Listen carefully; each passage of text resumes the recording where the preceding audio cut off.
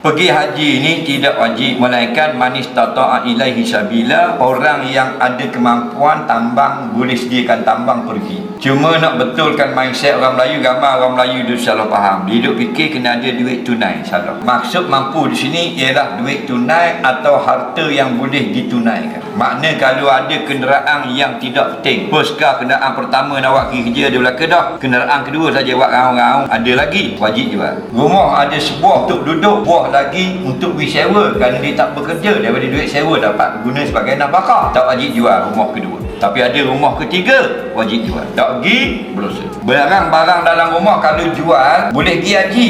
Tengok, barang yang keperluan manusia, tak wajib jual. Contoh dapur, barang tikar, bilik air, tak wajib jual. Tapi kalau ada home theater 15,000, ada sofa 18,000, wajib jual. Mati, tak jual sofa lagi ke Mekah, berdosa. Kena faham baik. Yang tak wajib jual, benda keperluan asas. Nampak?